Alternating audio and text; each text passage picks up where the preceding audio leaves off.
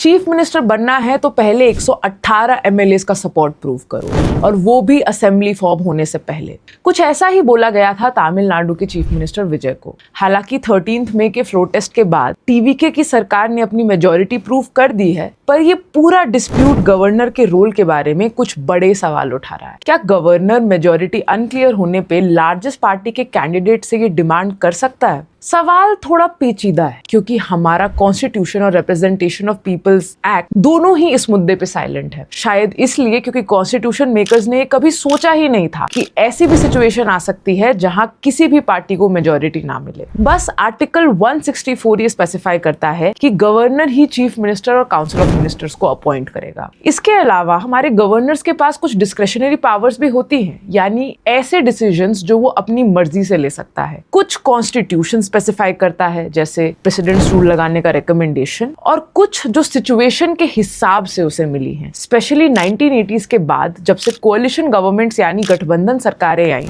जैसे कि जब मेजॉरिटी नहीं है तो किस पार्टी या दल को सरकार बनाने के लिए इनवाइट करना है। फिर जब सेंट्रल गवर्नमेंट और रूलिंग पार्टी गवर्नर को मिसयूज करने लगे स्टेट गवर्नमेंट्स को गिराने के लिए, तो कुछ नए नियम आए। एसआर बोमाई जजमेंट में गवर्नर की डिस्क्रेशन को लिमिट किया गया और फ्लोर टेस्ट का प्रोविजन लाया गया, जहां सीएम उम्मीदवार को असेंबली में अपनी मेजॉरिटी प्रूव करनी होगी और गवर्नर का डिसीजन जुडिशियल रिव्यू के अंदर ले आया गया। गवर्नर अपनी मर्जी से नहीं बल्कि एक रैशनल ऑर्डर के बेसिस पर डिसाइड करेगा। पहले प्री पोल अलायंस को इन्वाइट करना पड़ेगा, वो नहीं तो सिंगल लार्जेस्ट पार्टी, और वो नहीं तो पोस्ट पोल अलायंस। और हर केस में उम्मीदवारों को अपनी मेजॉरिटी फ्लोर पे प्रूव करनी होगी, राजभवन में गवर्नर के सामने नहीं। लेकिन पिछले कई सालों से गवर्नर का पोस्ट पॉलिटिकल बन गया है, जहां गवर्नर्स हर बार अलग अलग डिसीजन लेते आ रहे हैं। 2017 में गोवा और मणिपुर में बीजेपी सरकार को इनवाइट किया गया, जबकि वो सिंगल लार्जेस्ट पार्टी भी नहीं थी। पर कर्नाटका इलेक्शंस 2019 में पोस्ट पोल अलायंस को इग्नोर करके बीजेपी को as single largest party invite कर दिया गया। महाराष्ट्र इलेक्शंस 2019 में तो आधी रात को स्वेरिंग इन करवा के डेमोक्रेसी पर ही बहुत बड़ा सवाल खड़ा कर दिया। तमिलनाडु में तो सीएम और गवर्नर के बीच हमेशा से कोल्ड वॉर चलता रहा है। इसीलिए डीएमके जैसी पार्टीज चाहती है कि गवर्नर का पोस्ट ही अबॉलिश हो जाना चाहिए। क्या आपको लगता है कि गवर्नर का पोस्ट फेडरलिज्म के खिलाफ है?